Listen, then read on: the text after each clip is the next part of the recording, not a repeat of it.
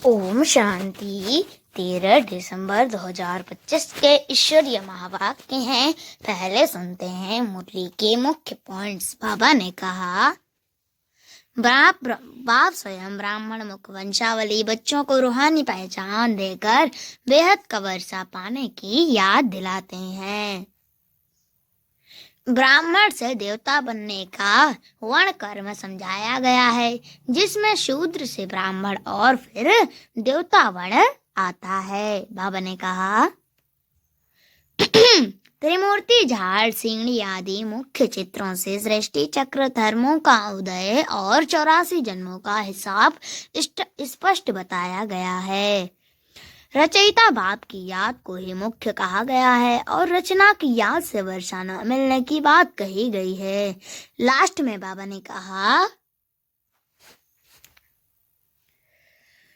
योग और याद द्वारा आत्मा को सत्व प्रधान बनने का मार्ग बताया है, जिससे विकर्म शून्य होते हैं। और अब सुनते हैं महावाक्यों को विस्तार से।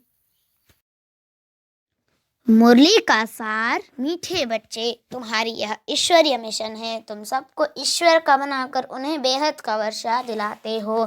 प्रश्न, कर्मेंद्रियों की चंचलता समाप्त कब होगी? उत्तर है, जब तुम्हारी स्थिति सिल्वर एज तक पहुंचेगी, अर्थात जब आत्मा त्रेता की सतो स्टेज तक पहुंच जाएगी तो कर्मेंद्रियों की चंचलता बंद हो जाएगी। अभी तुम्हारे रिटर्न जर्नी है, इसलिए कर्मेंद्रियों को वश में रखना है। कोई भी छिपाकर ऐसा कर्म नहीं करना जो आत्मा पतित बन जाए। अविनाशी सर्जन तुम्हें जो परहेज बता रहे हैं उस पर चलते रहो। गीत। मुखड़ा देख ले प्राणी। ओम शांति। रूहानी बच्चों प्रति रूहानी बाप समझा रहे हैं, न सिर्फ तुम बच्चों को, जो भी रूहानी बच्चे प्रजापिता ब्रह्मा मुख वंशावली हैं वह जानते हैं। हम ब्राह्मणों को ही बाप समझाते हैं। तो पहले तुम शूद्र थे, फिर आकर ब्राह्मण बने हो। बाप ने वर्णों का भी हिसाब समझाया है। दुनिया में वर्णों को भी समझते नहीं, फिर सिर्फ गायन है। अभी तुम ब्राह्मण वर्ण के हो, फिर देवता वर्ण के बनेंगे। विचार करो, यह बात राइट है। जज योर सेल्फ। हमारी बात सुनो और भेंट करो। शास्त्र जो जन्म जन्मांतर सुने हैं और जो ज्ञान सागर बाप समझाते हैं उनकी भेंट करो। राइट क्या है? ब्राह्मण धर्म अथवा कुल बिल्कुल भूले हुए हैं। तुम्हारे पास विराट रूप का चित्र राइट बना हुआ है। इस पर समझाया जाता है बाकी इतने भुजाओं वाले चित्र जो बनाए हैं और देवियों को हथियार आदि बैठ दिए हैं, वह सब है रंग। यह भक्ति मार्ग के चित्र हैं। इन आँखों से सब के ऑक्यूपेशन का पता नहीं है। अभी तुम बच्चों को अपनी आत्मा का पता पड़ा है और 84 जन्मों का भी मालूम पड़ा है। जैसे बाप तुम बच्चों को समझाते हैं, तुमको फिर औरों को समझाना है। शिव बाबा तो सबके पास नहीं जाएंगे, जरूर बाप के मददगार चाहिए ना। इसलिए तुम्हारी है ईश्वरीय मिशन। तुम सबको ईश्वर का बनाते हो, समझाते हो। वह हम आत्माओं का बेहद का बाप है। उनसे बेहद का वर्षा मिलेगा। जैसे लौकिक बाप को याद किया जाता है, उनसे भी जास्ती पारलौकिक बाप को याद करना पड़े। लौकिक बाप तो अल्पकाल के लिए सुख देते हैं, बेहद का बाप बेहद का सुख देते हैं। यह अभी आत्माओं को ज्ञान मिलता है। अभी तुम जानते हो 3 बाप हैं, लौकिक पारलौकिक और अलौकिक। बेहद का बाप अलौकिक बाप द्वारा तुमको समझा रहे हैं। इस बाप को कोई भी जानते नहीं। ब्रह्मा की बायोग्राफी का किसको पता नहीं है। उनका ऑक्यूपेशन भी जानना चाहिए ना। श्री कृष्ण की महिमा गाते हैं, बाकी ब्रह्मा की महिमा कहाँ। निराकार बाप को जरूर मुक्त तो चाहिए ना। जिससे अमृत दें। भक्ति मार्ग में बाप को कभी यथार्थ रीति याद नहीं कर सकते हैं। अभी तुम जानते हो, समझते हो, शिव बाबा का रथ यह है। रथ को भी श्रृंगार करते हैं ना, जिस जैसे मोहम्मद के घोड़े को भी सजाते हैं। तुम बच्चे कितना अच्छी रीति मनुष्यों को समझाते हो। तुम सभी की बड़ाई करते हो, बोलते हो तुम यह देवता थे, फिर 84 जन्म भोग तुम प्रधान बने हो। अब फिर शत प्रधान बनना है तो उसके लिए योग चाहिए, परंतु बड़ा मुश्किल। कोई समझते हैं, समझ जाए तो खुशी का पारा चढ़े, समझने वाले का तो और ही पारा चढ़ जाए। बेहद के बाप का परिचय देना कोई कम बात है क्या? समझ नहीं सकते, कहते हैं यह कैसे हो सकता। बेहद के बाप की जीवन कहानी सुनाते हैं। अब बाप कहते हैं, बच्चे पावन बनो। तुम पुकारते थे ना कि हे पतित पावन आओ। गीता में भी मन मनाभव अक्षर है, परंतु इनकी समझाने कोई के पास है नहीं। बाप आत्मा का ज्ञान भी कितना क्लियर कर समझाते हैं। कोई शास्त्र में यह बातें है नहीं, कोई शास्त्र में यह बातें है नहीं। भल कहते हैं आत्मा भिंदी है, भ्रिकुटी के बीच स्टार है, परंतु यथार्थ रीति किसी की बुद्धि में नहीं है। वह भी जानना पड़े। कलयुग में है ही अनराइटियस, सतयुग में है सब राइटियस। भक्ति मार्ग में मनुष्य समझते हैं यह सब ईश्वर से मिलने का रास्ते हैं। इसलिए तुम पहले फॉर्म भराते हो, यहाँ क्यों आए हो। इससे भी तुमको बेहद के बाप का परिचय देना है। इसमें भी तुमको बेहद के बाप का परिचय देना है। पूछते हो आत्मा का बाप कौन? सर्वव्यापी कहने से तो कोई अर्थ ही नहीं निकलता है। सबका बाप कौन, यह है मुख्य बात। अपने अपने घर में भी तुम समझा सकते हो। 1-2 मुख्य चित्र, सीढ़ी, त्रिमूर्ति, झाड़, यह बहुत जरूरी है। झाड़ से हमारा धर्म कब शुरू हुआ? हम इस हिसाब से स्वर्ग में जा सकते हैं।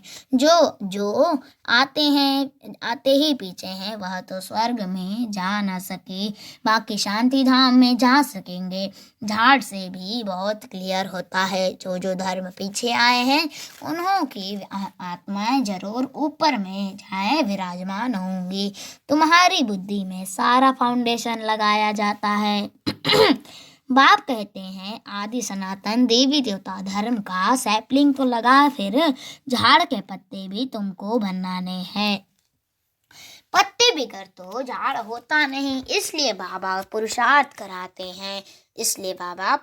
कराते रहते हैं। आप सामान बनाने के लिए और धर्म वालों को पत्ते नहीं बनाने पड़ते हैं, वह तो ऊपर से आते हैं, फाउंडेशन लगाते हैं, फिर पत्ते पीछे ऊपर से आते जाते हैं। तुम फिर झाड़ की वृद्धि के लिए यह प्रदर्शनी आदि करते हैं हो। इससे पत्ते लगते हैं, फिर तूफान आने से गिर पड़ते हैं, मुरझा जाते हैं। यह आदि सनातन देवी देवता धर्म की स्थापना हो रही है। इसमें लड़ाई आदि की कोई बात नहीं, सिर्फ बाप को याद करना और कराना है। तुम सबको कहते हो और जो भी रचना है उनको छोड़ो। रचना से कभी वर्षा मिल न सके। रचयिता बाप को ही याद करना है और किसकी याद न आए। बाप का बनकर ज्ञान में आकर फिर अगर कोई ऐसा काम करते हैं तो उसका बोझा सिर पर बहुत चढ़ता है। बाप पावन बनाने आते हैं और फिर ऐसा कुछ काम करते हैं तो फिर और ही पतित बन पड़ते हैं। इसलिए बाबा कहते हैं ऐसा कोई काम नहीं करो जो घाटा पड़ जाए। बाप की ग्लानि होती है ना, ऐसा कर्म नहीं करो जो विकर्म जास्ती हो जाए। परहेज भी रखनी है, दवाई में भी परहेज रखी जाती है। डॉक्टर कहे यह खटाई आदि नहीं खाना है तो मानना चाहिए। कर्मेंद्रियों को वश करना पड़ता है, अगर छिपा कर खाते रहेंगे तो फिर दवाई का असर नहीं होगा। इसको कहा जाता है आसक्ति। बाप भी शिक्षा देते हैं, यह नहीं करो, सर्जन है ना लिखते हैं बाबा। मन में संकल्प बहुत आते हैं, खबरदार रहना है। गंदे स्वप्न मनसा में संकल्प आदि बहुत आएंगे, इनसे डरना नहीं है। सत्युग त्रेता में यह बातें होती नहीं। तुम जितना आगे नजदीक होते जाएंगे, सिल्वर एज तक पहुंचेंगे, तब कर्मेंद्रियों की चंचलता बंद हो जाएगी, कर्मेंद्रियां वश हो जाएंगी। सत्युग त्रेता में वश थी ना, सत्युग त्रेता में वश थी ना। जब उस त्रेता की अवस्था तक आओ तब वश होंगी।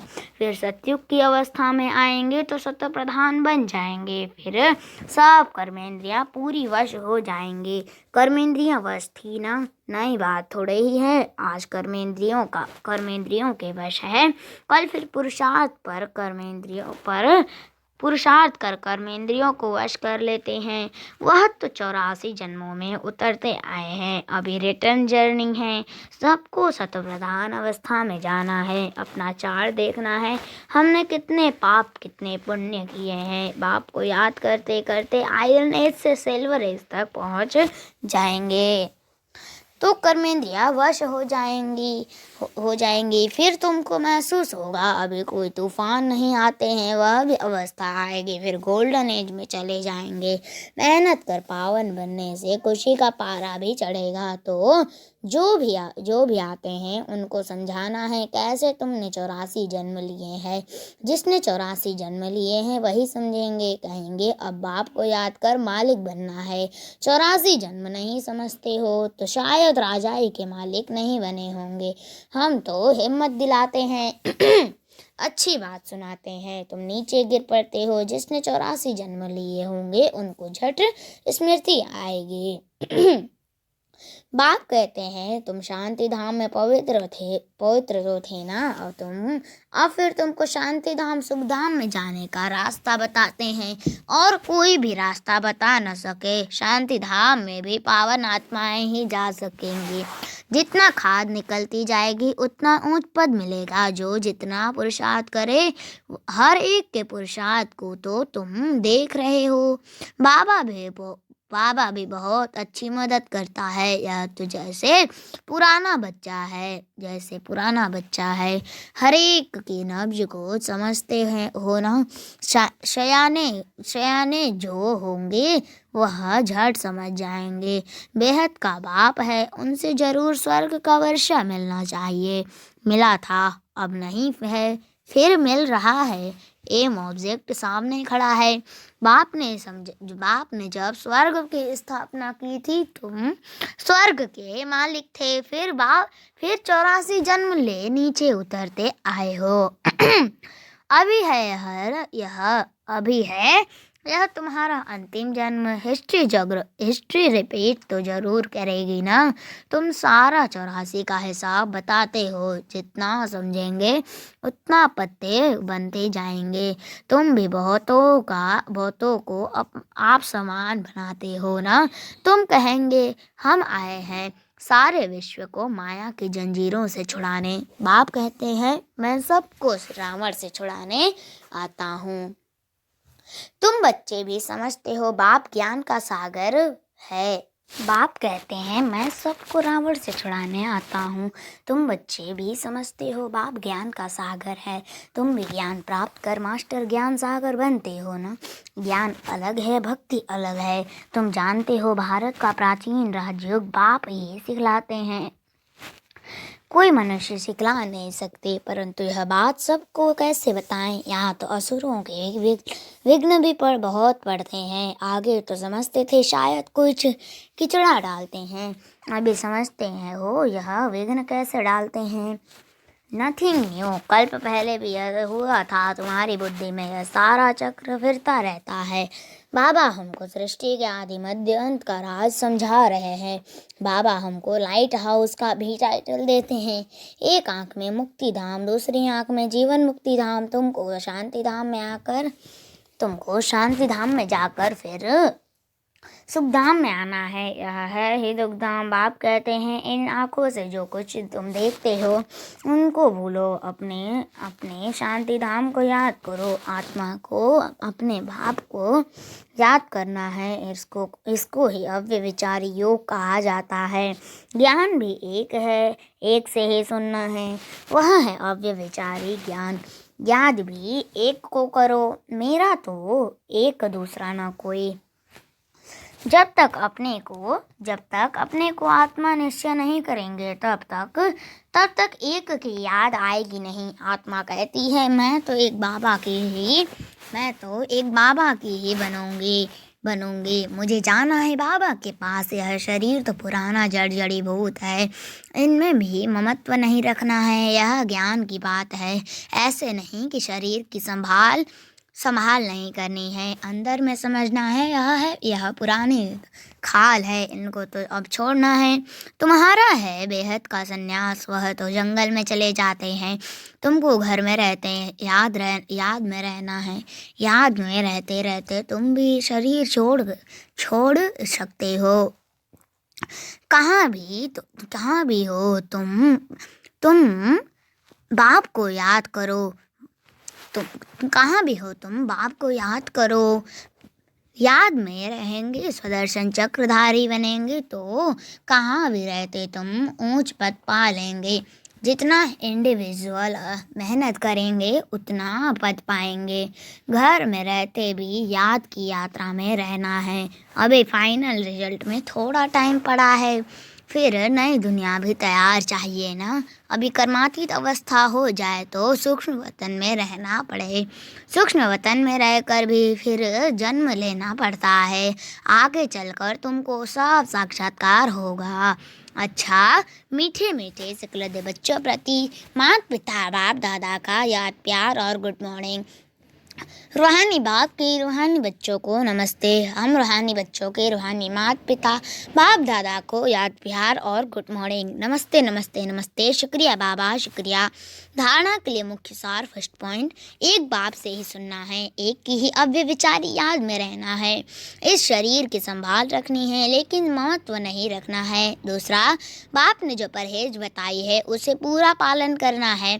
कोई भी ऐसा कर्म नहीं करना है जो बाप की ग्लानि हो, पाप का खाता बने। अपने को घाटे में नहीं डालना है। वरदान, तीन सेवाओं के बैलेंस द्वारा सर्व गुणों की अनुभूति करने वाले गुणमूर्त भव। तीन सेवाओं के बैलेंस द्वारा सर्व गुणों की अनुभूति करने वाले गुणमूर्त भव। विस्तार, जो बच्चे संकल्प, बोल और हर कर्म द्वारा सेवा पर तत्पर रहते हैं वह सफलता मूर्त बनते हैं। तीनों में मार्क्स समान है। सारे दिन में तीनों सेवाओं का बैलेंस है तो वो पास विद ऑनर व गुणमूर्त बन जाते हैं। उनके द्वारा सर्व दिव्य गुणों का श्रृंगार स्पष्ट दिखाई देता है। एक दूसरे को बाप के गुणों का व स्वयं की धारणा के गुणों का सहयोग देना है। गुणमूर्त बनना है क्योंकि गुणदान सबसे बड़ा दान है। स्लोगन, निश्चय रूपी फाउंडेशन पक्का है तो श्रेष्ठ जीवन का अनुभव स्वतः होता है। निश्चय रूपी फाउंडेशन पक्का है तो श्रेष्ठ जीवन का अनुभव स्वतः होता है। अव्यक्त इशारे, अब संपन्न व कर्मातीत बनने की धुन लगाओ। पिछले कर्मों के हिसाब किताब के फलस्वरूप तन का रोग हो। मन के संस्कार अन्य आत्माओं के संस्कारों से टक्कर भी खाते हो, लेकिन कर्मातीत कर्म भोग के वश न होकर मालिक बन हिसाब चुकतू करावें। कर्मयोगी बन कर्म भोग चुकतू करना है, यह है कर्मातीत स्थिति की निशानी। प्रैक्टिस करो अभी अभी कर्मयोग, अभी अभी कर्मातीत स्टेज। अच्छा, ओम शांति।